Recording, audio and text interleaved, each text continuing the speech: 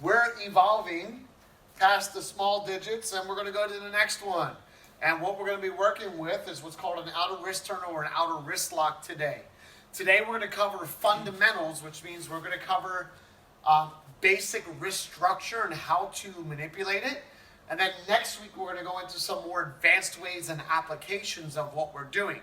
So from this joint lock, what I'd be doing is I'd be reaching inside here in his thumb, and then I would be turning it out. So let's turn this around. You put your sleeve, roll your sleeves up. Good. All right. So I'm going to have you stand a little bit of an angle so they can see how I'm entering in. Because G normally stands there with his thumb sticking out like that. So relax, man, relax. Okay? So one of the things I always tell our guys is to not give us the skills. We have to find them.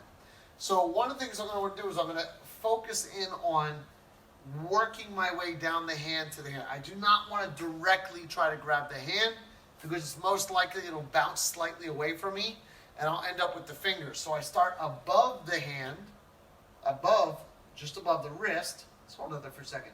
Above it, and then work my way down. I'm going to get close here so you guys can see this. I know my head's probably going to go out of the frame.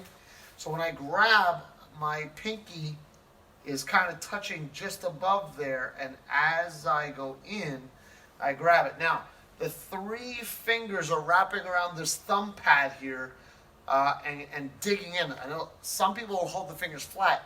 This is very easy to escape from. Once I dig those in, pull your hand out, Jay. It's very challenging for him to get out, okay? It has a tight seal all the way around my hand, and of course my thumb is across the back of the hand, pointed at the pinky knuckle. It does not have to touch it, but it does have to be across the back of the hand. This is my base. This is my lever. Now, I'm going to back up here so I can see me again. Now, when I do the outer wrist lock, I do not want to open the hand. This will work. What I want to do is I want to fold the wrist so I have a bend of the elbow and I have a 90-degree bend of the wrist. This goes beyond working. This is extremely painful. So from here, I would grab in, always have this other hand ready, striking, whatever it may be, blocking. I'm going to turn this like I would be turning a doorknob.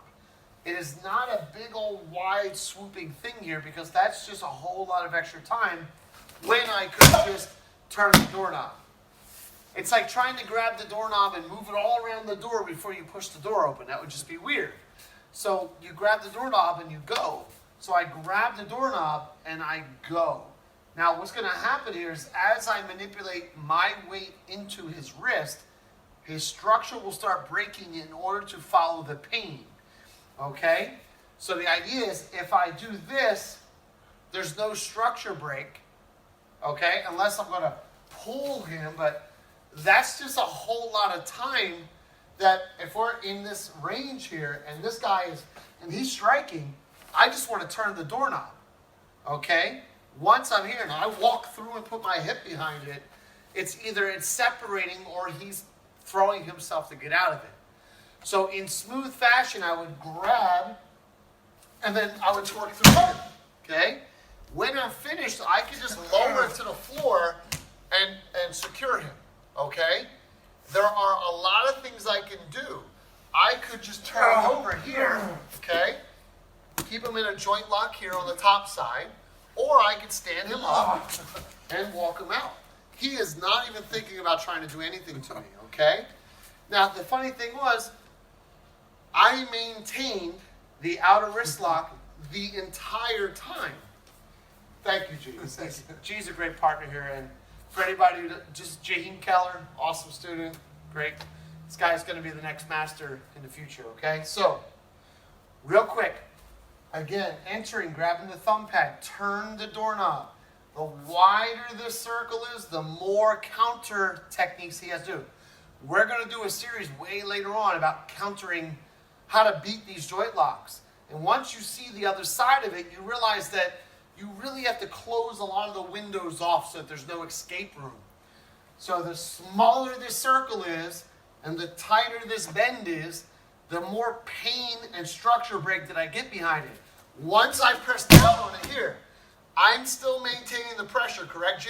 Yes. All I have to do is watch G's face. I'm maintaining this pressure. If I just take him down to the ground, here, if he rolls at me, it doesn't matter which way he goes, I still have this pressure. Okay? I continue the pressure all the way through. Okay? This is still the outer wrist lock. If you look, don't move. This is the exact same position that we started with. And this is where a lot of people, thanks, Jim. This is where a lot of people lose this joint lock. I don't need to change it. Dojin Jihan J taught me that if I do that correctly, that's all I need.